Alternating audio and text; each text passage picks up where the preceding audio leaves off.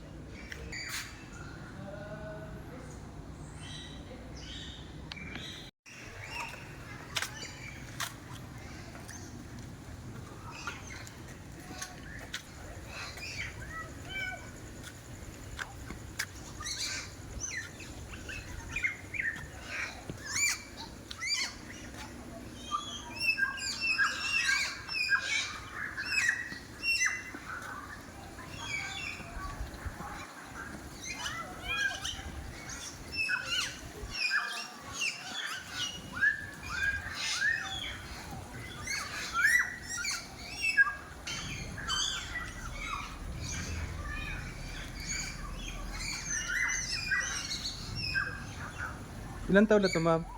Ayan po, 70 to 80 years old. Kasi makmak sa tingin pinakamahaba. 17 feet lang naman po. Lalaki po siya ng size ng pinakamahaba. Ito si Makmak.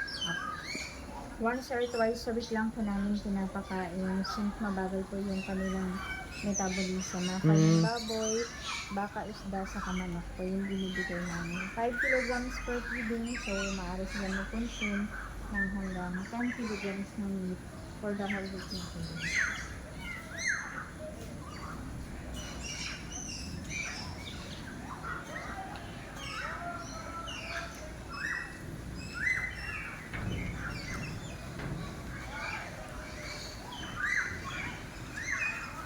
Ito po, ma'am, mga ano niya, mga anak. Kaya naman po mga 5 to 8 years old po yan ang mga Philippine crocodile. Yung ganyang klase po ng crocodile, yung mga Philippine crocodile, mas aggressive po yan sila compared po sa saltwater crocodile. Mostly, a-attack sila kapag nasaktan or na-provoke. Unlike po sa saltwater crocodile, pero hindi rin po sila masyado kung gumagalaw nocturnal po yung crocodile. More active sila sa gabi. Daytime, nagpapahingahan po lang sila.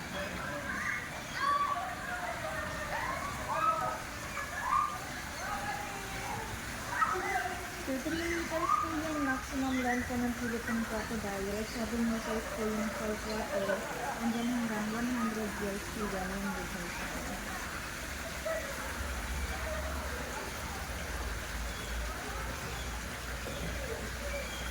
Mag-award po kayo sir ng crocodile?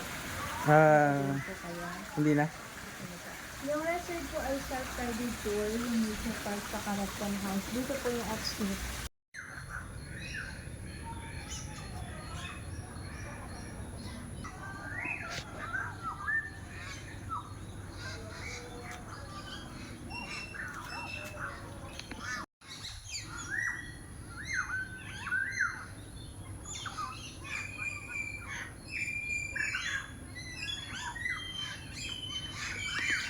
Si Jaman.